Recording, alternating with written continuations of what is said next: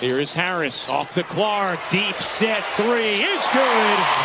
Second three of the game for Caitlin Clark. Caitlin Clark got that look because of the screen by Olivia Boston. Smart decision by Boston. Defense, everybody!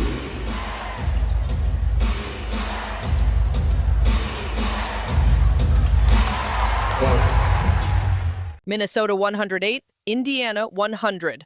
Olivia Miles just went off for 28 points on 11 of 14 shooting in her very first head-to-head with Caitlin Clark. 3 triples on 6 tries, perfect from the free throw line. 6 assists against just 3 turnovers. That's an efficient, poised, mature performance from a rookie in a spotlight moment. And it's fair to say she won this individual battle on the stat sheet tonight. But here's the context that matters. Miles wasn't just beating Clark one-on-one in isolation possessions. She was getting whatever she wanted because Indiana's defensive scheme around her had gaps you could drive a bus through, gaps that had nothing to do with Clark's own defensive assignment and everything to do with rotations, communication, and help-side positioning that simply weren't there. This was a system failure, not a Caitlin Clark failure. And that system failure extended to the bench, which might be the single biggest storyline nobody's talking about enough tonight. Minnesota's reserves outscored Indiana's reserves, and it genuinely was not close. Maya Caldwell and Dorka Juhas combined for real, meaningful minutes off Minnesota's bench, while Indiana's second unit gave almost nothing back in return. When your starters are trading buckets relatively evenly, but your bench is the group actively losing you the game, that's not a talent gap. That's a depth and preparation gap. And that lands on coaching decisions and rotations far more than it lands on any player still out there competing possession after possession. Which brings us to the coaching conversation that's going to dominate every recap of this game, whether people want to admit it out loud or not. Cheryl Reeve out-schemed Stephanie White tonight, plain and simple. Minnesota's rotations were crisp, their defensive matchups were purposeful, and their bench was ready the moment it got called on. Indiana's defense, on the other hand, looked reactive all night, a step slow on rotations, unable to consistently contest without fouling, and completely unable to find an answer for Miles working off ball screens. When you're breaking down a 9-point loss to the #1 team in the league, the fair, honest place to start looking is the sideline, not the box score of your best player. Let's zoom out for a second and think about what this game actually means for Indiana going forward. Because a single road loss to a historically great team is not a crisis, no matter how loud the reaction gets tonight. The Fever were within striking distance of the best team in basketball for almost the entire night.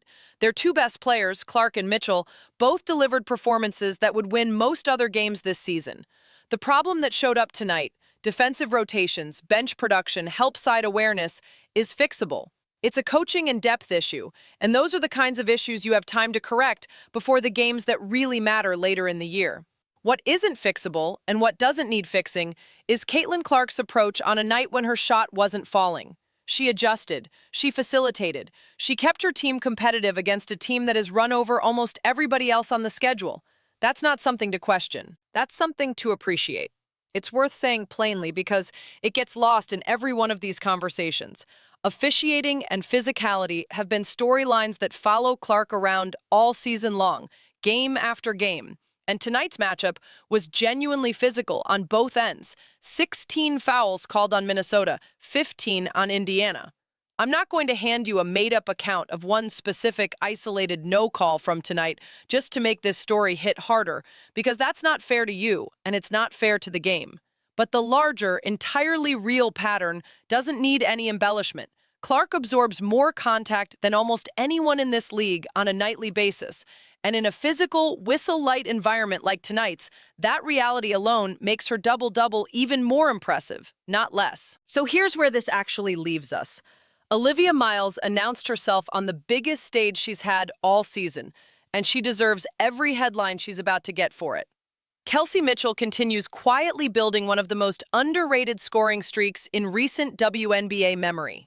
And Caitlin Clark, on a night where her own shot completely abandoned her early, did what elite point guards are actually supposed to do when that happens. She found a way to matter anyway, finishing with a road double-double against the league's best team, keeping her team in real contention deep into the fourth quarter. and doing it all without the benefit of a defense or a bench that gave her any margin for error. Indiana didn't lose this game because of Caitlin Clark. They lost it because Minnesota played 5 deep and Indiana played 2 deep, because the bench gap was real, and because the defensive scheme simply had no answer for a rookie point guard who happened to play the game of her young career on exactly the wrong night.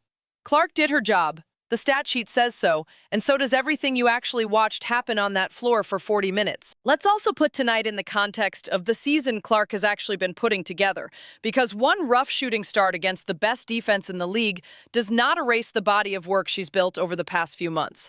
This is a player who's been averaging somewhere around 29 points and 9 assists a game over her last stretch coming into tonight. Numbers that put her in the conversation with anyone in this league, full stop. She's had 40-point nights this year. She's had triple-doubles. She's set career milestones faster than anyone in WNBA history has ever set them.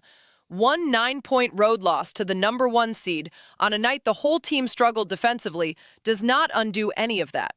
If anything, it reinforces it, because even on a night when the shot wasn't there early, she still finished with the second highest assist total of anyone on that floor and kept her team inside striking distance of a genuinely historic Minnesota squad. And let's not pretend this Minnesota team is ordinary, because that context matters too.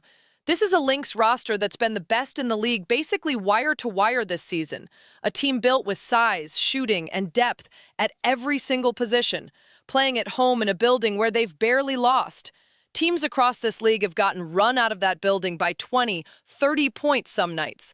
Indiana kept this one inside single digits for almost the entire game, trading buckets with a superior roster deep into the fourth quarter. That's not what a blowout loss looks like. That's what a competitive, hard-fought road game against the best team in basketball looks like. And Clark's fingerprints are all over the reason it stayed that close. There's also a bigger picture piece here worth sitting with, because this is exactly the kind of game that gets misremembered a week from now if nobody pushes back on the narrative early. When a star player has an off-shooting night in a loss, the easy, lazy story is always to point at the box score and say the star player struggled. But basketball isn't just points. 10 assists means 10 times Clark made the right read, found the open teammate, and created offense for somebody else instead of forcing a bad shot to pad her own total. That's not a struggle, that's discipline. That's exactly the kind of decision-making winning teams need from their point guard when the matchup isn't going their way individually. And it's the kind of stat line that tends to get undervalued in the moment and appreciated a lot more in hindsight. None of this is to take anything away from what Minnesota did, because credit matters, and this piece has already given it. Olivia Miles had a legitimately special night in her first crack at Clark. Courtney Williams was cooking from the jump. Napheesa Collier did what Napheesa Collier does. Kelsey Mitchell was magnificent on the other side for Indiana, and her name deserves to be right next to Clark's in any conversation about tonight's bright spots. But when you're looking for someone to blame for a 9-point road loss, the math simply doesn't point at the guard who finished with a double-double, kept turnovers reasonable given her usage, and did more with less help than anyone else in a Fever uniform tonight. So here's where all of this actually lands. Indiana didn't lose because Caitlin Clark had a quiet scoring night.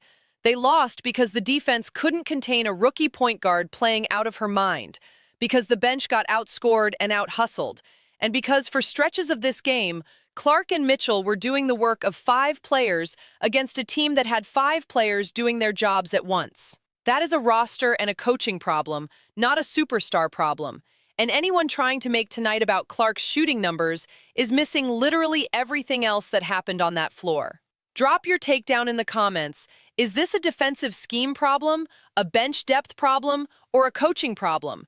Because from where I'm sitting, it's all 3. And Caitlin Clark isn't anywhere on that list.